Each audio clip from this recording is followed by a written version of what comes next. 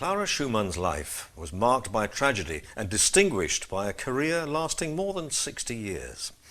We see her now as a strikingly independent woman, a woman of her time, and yet one who worked tirelessly against the grain of assumption and prejudice.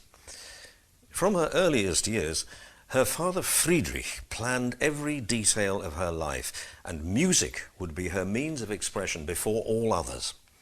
After hearing her play in Vienna in 1838, Franz Liszt wrote, "She is totally absorbed in her art, but with nobility and without childishness. Her compositions are really very remarkable, especially for a woman."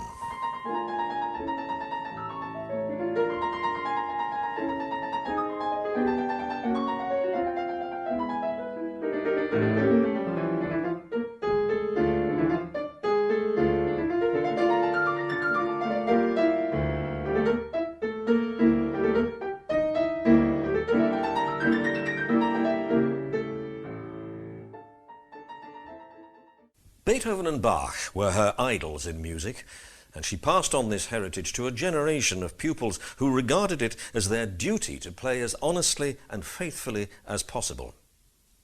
"Who would have thought," said one disbelieving Russian journalist, "that Scarlatti and Bach could make such an extraordinary impression, and that Frau Schumann would have to repeat work several times? This is a noteworthy lesson for every artist who has believed up till now that one could only please the public with the same old variations on an aria by Bellini."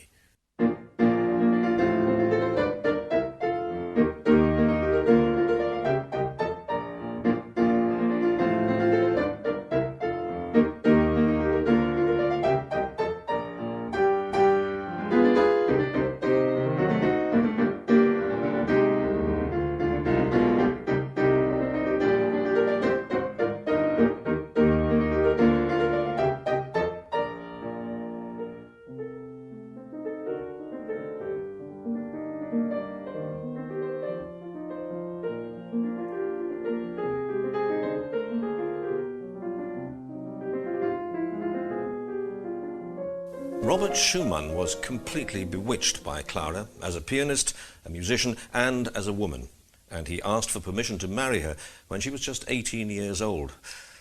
But her father put every obstacle he could think of in the way of the young couple, and in the end they were forced to appeal to a court of law. And in September 1840, one day short of her 21st birthday, they were finally wed.